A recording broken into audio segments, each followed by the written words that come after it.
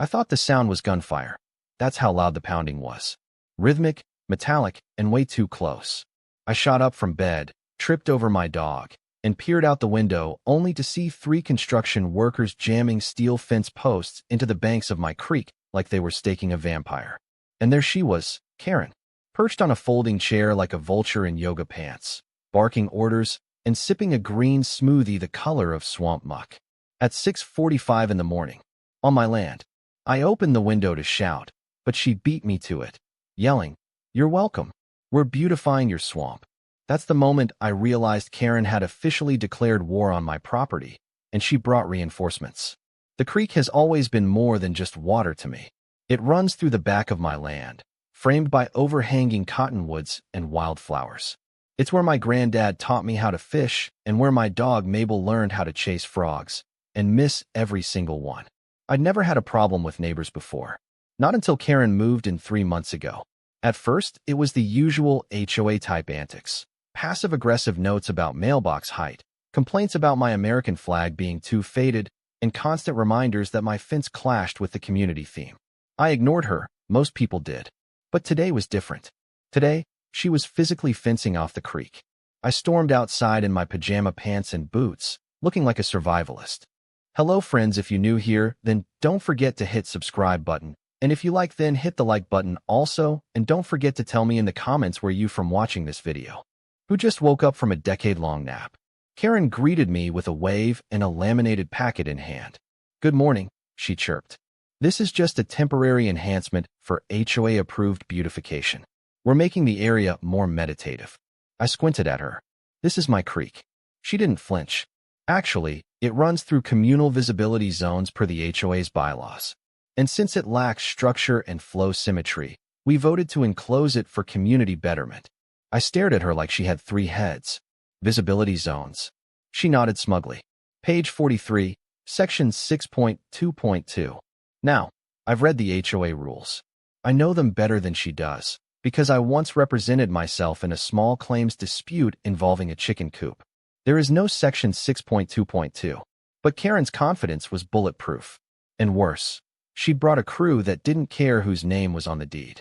They were already halfway through fencing off both ends of the creek, hammering, measuring, and installing what looked like anti-tank barriers for water.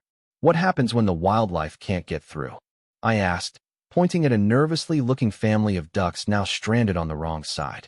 Karen clucked her tongue. "Well then, they'll learn boundaries, won't they?" Mabel barked like she was ready to call in an airstrike. I went back inside, grabbed my phone, and called Dean. Dean is a retired game warden who smells like cedar and always carries jerky in his pocket. He's also my neighbor, fishing buddy, and one of the few people who understand the significance of that creek. "You're going to want to come see this," I said. 10 minutes later, Dean rolled up in his beat-up Ford, stepped out with a chew in his lip, and whistled low when he saw the fence. "Holy hell," he muttered. "She fenced off the whole damn thing. Claimed it's for community meditation." He chuckled darkly. "She's going to need a lawyer and a priest." Then, his face changed. He squatted down near the water's edge, pulled out a pocket magnifier, and examined the muddy bank. He looked up at me with something close to panic. "Do you know what this is?" he asked. "A bad day?" "No. This," he pointed at the creek, "is a federally protected steelhead spawning tributary. Has been since '94. I used to tag fish here for the state. There are sensors buried up and downstream to monitor flow, sediment levels, and spawning patterns." I blinked. "What does that mean?" "It means your HOA queen over there just fenced off a federally monitored habitat. That's not just illegal. That's felony-level illegal."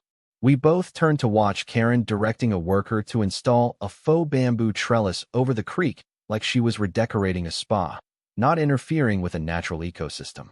Dean stood up slowly. "You need to call Fish and Wildlife. Today." I didn't waste time.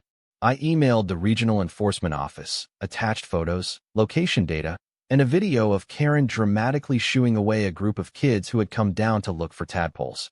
By sundown, I'd heard back. The email was brief and alarming. "Thank you for the report. Our agents are aware of the site and will conduct an investigation immediately. Any obstruction of federally protected waterways is subject to enforcement under Title 16 of the U.S. Code." Karen had no idea what she'd done. The next day, she doubled down. She hosted a small gathering for what she called the Creekfront Visualization Initiative. Guests arrived in white linen outfits and brought crystals.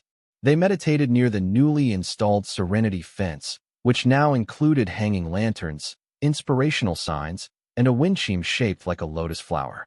One lady asked Karen if the creek had healing properties. Karen nodded solemnly and said, "It used to, but I'm cleansing it from the chaos now." That was the final straw. Dean and I walked over around dusk, just as the last of the white linen crowd floated off in Priuses. I politely asked Karen to take down the fence before it was taken down for her. She laughed in my face. "You can't do anything. The HOA owns the community aesthetic. That includes the creek." I raised an eyebrow. "Even if it's federal land?" She paused. Dean smiled, holding up a laminated photo of a steelhead tagged with a GPS tracker. "Congratulations," he said. "You just blocked a federally protected migration path." Karen blinked like a malfunctioning robot. "No, that's not. There's no way. I read every. This is private property." "Not anymore," I said, as we walked away. I could practically hear the foundations of her world cracking. And this was just the beginning. 2 days later, the fence was still up, and so was Karen's ego. If anything, she had doubled down. A new sign had been staked into the ground near the edge of the creek that read, "Private Reflection Area. HOA access only." She'd even added a pair of folding chairs and a cheap stone fountain that trickled awkwardly into a bucket. It was clear Karen believed she was winning some kind of spiritual turf war. And in her mind, she was the undisputed goddess of it all. What she didn't know was that forces far beyond our sleepy neighborhood were now involved. And they weren't coming to sip green smoothies. Early that morning, Dean called me with a voice that barely disguised his excitement. The Fish and Wildlife agents had responded. Not only were they aware of the creek's status, but they were also planning an on-site inspection today. Apparently, my photo evidence had been circulated around the regional office, and it raised enough eyebrows to trigger a field visit. Dean told me to act normal. I told him acting normal while watching federal agents sneak up on a suburban fence was not in my skill set. Around noon, a white unmarked SUV rolled slowly into the neighborhood. It passed Karen's house once, circled the block, and then came to a stop a few houses down from mine. Out stepped 2 men and 1 woman, all dressed like biology professors on vacation. Khaki pants, utility vests, and serious faces. One of them carried what looked like a case for a musical instrument, but I had a feeling it didn't contain a violin. I watched from the porch, pretending to be absorbed in trimming hedges. Dean stood across the street, pretending to rest string his fishing rod. The agents moved casually toward the creek like bird watchers, until they saw the fence. Then they stopped cold. One of them actually muttered, "You've got to be kidding me." Karen must have seen them from her window, because she appeared seconds later, striding toward the creek like she owned it and everything within a 100-mile radius. "Can I help you?" she asked, blocking their path with a clipboard and a smile she probably practiced in the mirror. One of the agents flashed a badge. "U.S. Fish and Wildlife Service, ma'am. We're conducting an inspection related to a reported obstruction of a federally protected waterway." Karen blinked. "This is HOA-regulated land. You need clearance from the board." The female agent stepped forward. "We are responding to a violation of the Endangered Species Act and the Clean Water Act that supersedes local homeowners association rules." Karen snorted. "Oh please, that little puddle doesn't even run year-round." The agent's face didn't change. "This puddle is a registered spawning site for Anchorhynchus micas, an endangered species of steelhead trout. Any obstruction of their habitat is a federal offense." Karen's face did a thing, twisted somewhere between disbelief and outrage, like someone had just told her Whole Foods was closing. "I want to speak to your supervisor," she snapped. "He's already watching," the male agent said, nodding to a man further upstream who was busy taking photos and using a portable scanner to examine sediment levels near the fence post. Then came the fun part. The agents walked directly onto the creekside and began dismantling the fence, methodically, piece by piece. One used a bolt cutter, another cataloged the items removed, and the third agent pulled out what looked like a portable antenna. Within moments, a high-pitched tone began to beep rapidly. The female agent looked up at Karen. "You see the signal? That's one of the buried transmitters. Your fencing triggered a data disruption. Last week, we logged it." Karen's face lost all its usual color. No one told me about any transmitters. You didn't ask, the agent replied coolly. I had to bite my cheek to stop from laughing. The entire neighborhood had started paying attention now. People were peeking from windows, hovering near their mailboxes, and pretending to water lawns. The sight of federal agents pulling down Karen's private reflection area was something none of us had ever dared to dream, and here it was. Live. Karen tried one last act of desperation. This is outrageous. You're destroying property. The HOA paid for that fence, which will be factored into the fine, one agent replied. You'll receive a notice in the mail. It'll include restoration costs, habitat disruption penalties, and possible criminal charges depending on how much concrete was used. That's when Karen made her fatal move. She lunged toward one of the agents and grabbed the bolt cutters from his hands. You can't take this down. It's part of my design. The agents didn't even flinch. They calmly took back the tool, informed her that interfering with a federal investigation was an additional charge, and advised her to stand aside. When she refused, they called in the county sheriff for backup. By the time a cruiser pulled into the cul-de-sac 15 minutes later, Karen had begun screeching about overreach and communist infiltration. She was politely escorted to her home and warned that any further obstruction could result in immediate arrest. The fence was fully removed by late afternoon. The only thing left behind was a small white sign reading federal property. Do not disturb, and a set of tiny metal stakes marking protected monitoring points. The fallout was immediate. That evening, an emergency HOA meeting was called, and for the first time since Karen seized control, the board actually listened to the homeowners. Apparently, they'd had enough of the drama, the unauthorized expenditures, and the sudden, unwanted attention from federal agencies. Several board members resigned on the spot. Karen was suspended, pending investigation into misuse of HOA funds. I didn't say much at that meeting. I didn't need to. The creek was back. The fence was gone. And Karen's iron grip had cracked. Dean toasted me later that night with a lukewarm beer and a satisfied smirk. You know what the best part is? He said. What's that? This isn't even over yet. He was right. Karen still had tricks up her sleeve.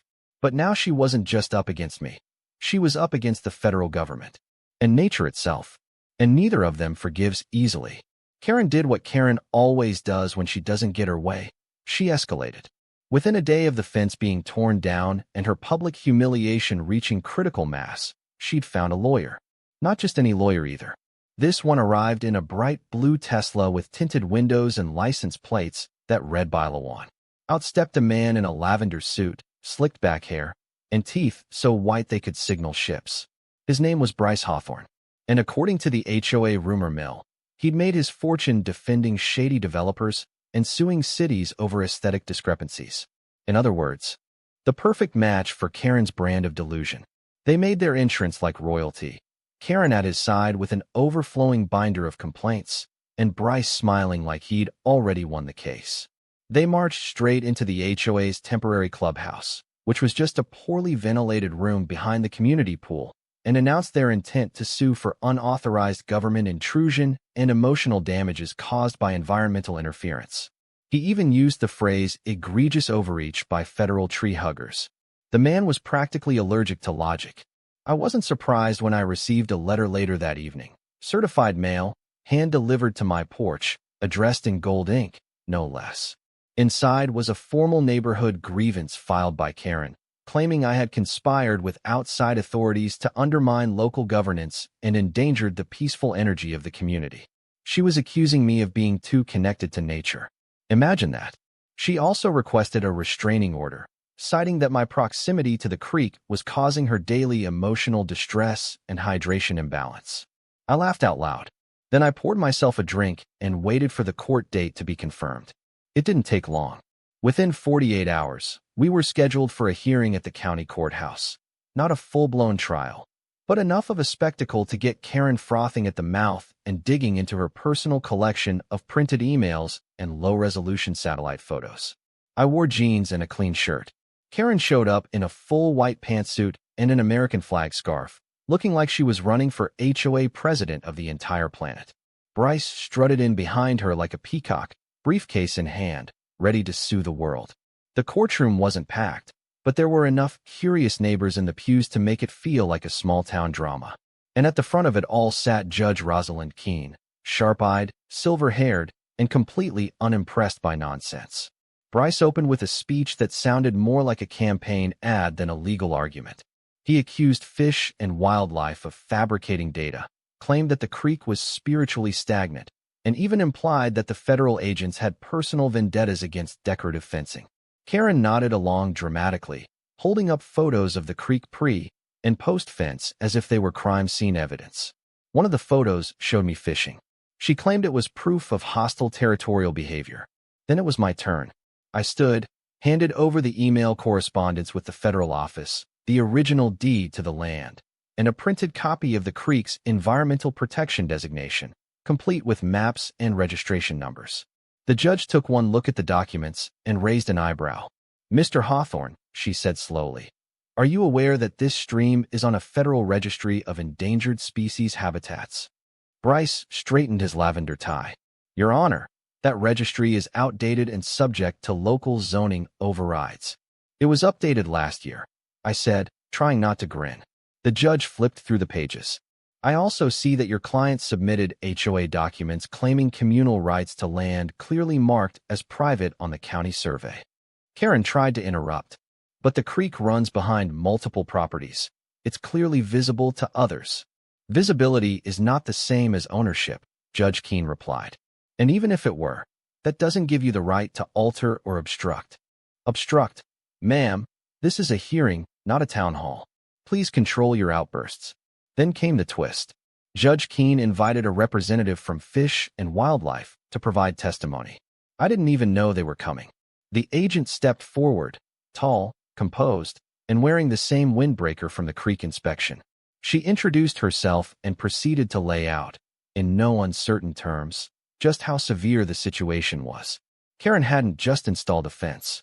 She'd driven metal posts into a spawning ground, blocked access to native trout species, tampered with a federally monitored waterway, and disrupted sensor equipment that collects data for both the state and national databases.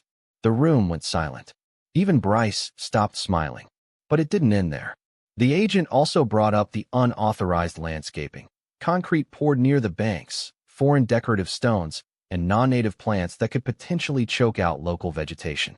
She mentioned fines, restoration demands, and, even depending on ongoing investigations, possible criminal charges under environmental protection laws. Karen started to sputter. "But I didn't know. No one told me it was federal." "You were told the day the fence was taken down," the judge said calmly. "You chose to proceed with legal action anyway." And with that, the decision came swiftly. The judge ruled in my favor, dismissed the restraining order, and ordered Karen to cease and desist any further interaction with the creek or surrounding habitat. She also noted that any additional tampering would result in a referral to the U.S. Attorney's Office. But then came the cherry on top. Karen was slapped with a $45,000 fine, not just for the damage to the creek, but for the illegal use of HOA funds to install the fence, host events, and hire an attorney without a board vote. The courtroom gasped. Bryce's jaw actually dropped. Karen's face went through 5 shades of disbelief before settling on a pale shade of rage. As we left the courthouse, Dean patted me on the back. "Well, that went about as well as a creek blessing with dynamite." Karen, on the other hand, stormed to her Tesla, peeled out of the parking lot, and screamed something that sounded like, "This isn't over." And for once, she was right. Because when Karen's back is against the wall, she doesn't surrender. She gets weird. And that's exactly what she did next. The problem with Karen wasn't that she lost. It was that she couldn't stand losing publicly. After the courtroom blowout, she vanished for a couple of days. No morning walks. No yoga grunts from the backyard. Not even her usual HOA-wide email blasts about driveway oil stains and patriotic bunting violations. It was so quiet, I almost started to worry. Almost. Then came the smell. Faint at first, like something artificial and wrong hanging in the air just downstream from the creek. It smelled like concrete dust, burnt plastic, and Karen's perfume, if it were turned into a candle called denial and regret. The next morning, Dean showed up at my place holding a fish in a bucket. The poor thing was floating belly up. Dean looked furious. "This guy was flopping near the bank. Then just stopped," he said. "I think she poured something into the creek." We grabbed gloves and walked down to the area behind her property. That's when we saw it. Fresh cement, still damp, forming a little wall across a narrow bend of the stream. There was also a pile of broken cinder blocks nearby, a couple of empty concrete mix bags, and a plastic tub labeled water flow redirector that looked suspiciously like a repurposed mop bucket. Karen had tried to reroute the creek, badly. She must have done it at night. The patchwork construction was crooked, sloppy, and clearly illegal. She hadn't just poured concrete into a protected fishery.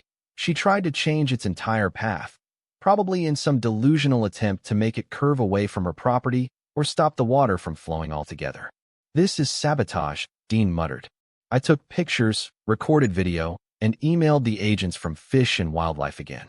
But this time, I also posted a discreet message on a local community board that had become infamous for calling out HOA insanity. I included one image, just Karen's backyard, the creek, and the cement wall. No names. The post simply read, "When your neighbor loses in court and tries to rewire nature." It exploded overnight. The comments rolled in faster than I could read them. People were tagging local news stations, environmental watchdogs, and even a famous wildlife YouTuber. Someone made a meme of Karen in a hard hat labeled Queen of Creek Construction. Another turned the cement wall into a movie poster. Karen versus Nature, the final wall. But the real twist came from the hidden cameras. Turns out, when the Fish and Wildlife agents had first inspected the creek, they'd reactivated some of the motion-triggered trail cams buried along the route. They weren't just there for wildlife. They were also used to monitor illegal dumping and environmental tampering. And one of them had caught Karen in full-on villain mode. The footage showed her dragging a wheelbarrow filled with bags of quick-set concrete. She was wearing night goggles, a headlamp, and what looked like a painter's jumpsuit. She slipped twice, cursed loudly both times, and at one point hurled a bucket into the bushes when it wouldn't pour properly. She was also singing something that sounded like the national anthem, but with the words, "My creek, my rules." When that footage was handed over to the agents, they didn't even respond with words, just a one-line email. "We're on our way." The next morning, they showed up again. This time, they brought backup, 2 more agents, an environmental chemist, and a representative from the State Department of Fish and Game. It was like watching a SWAT team descend on a garden gnome convention. They cordoned off the area, began removing the concrete, and took soil and water samples. Karen came outside mid-process, still in her robe, and began screaming that they were trespassing with shovels. One of the agents calmly showed her the footage. Karen stared at the screen, jaw slack, then launched into a rant so incoherent even the squirrels stopped and stared. She claimed the footage was deep fake, that someone had drugged her and forced her to pour concrete, and that she was actually testing a new landscaping product for erosion control. Then she demanded a lawyer, a representative from the HOA, and a spiritual medium who could confirm the creek had bad energy. She got none of the above. What she got instead was a formal arrest for tampering with a federally protected habitat. The agents didn't cuff her, but they did escort her off the property and into the back of one of their SUVs.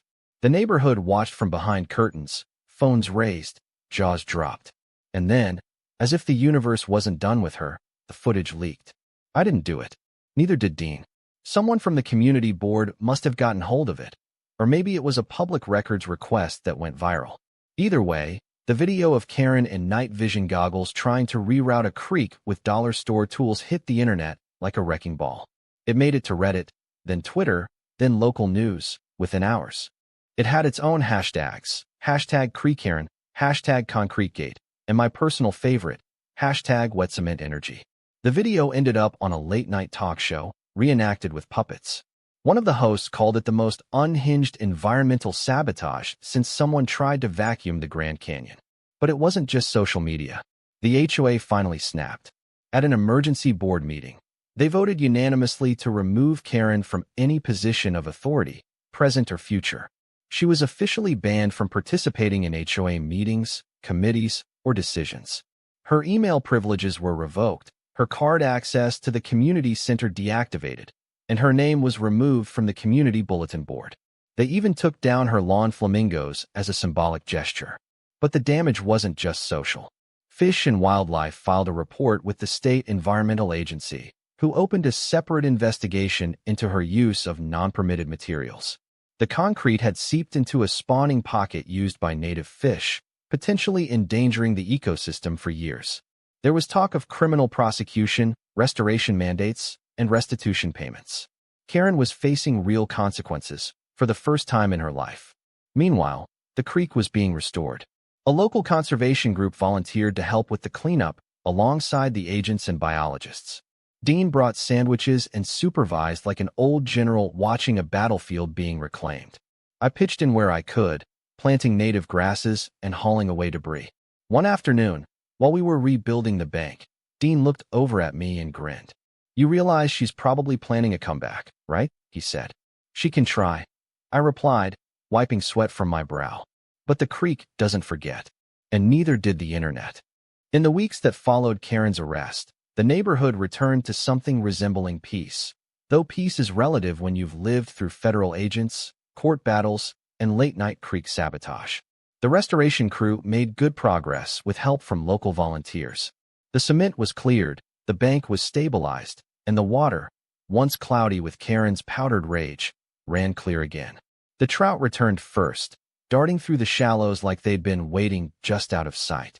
Then came the heron, the frogs, and eventually the kids, who cautiously resumed their frog-chasing missions under strict adult supervision. Nature, as always, found a way. And Karen, for the moment, was gone. Her house sat strangely quiet. No flamingos, no signs, no HOA announcements taped to our doors. It was like the entire building was trying to forget its owner ever lived there. Occasionally, someone would mention seeing her through a window, pacing like a disgraced dictator waiting for a coup to reverse. She was officially banned from HOA meetings and on the hook for thousands in fines and restoration costs, not to mention whatever civil charges were coming down the pipeline. Most assumed she'd lay low. They underestimated her. One afternoon, I came back from the creek to find a letter tucked under my door.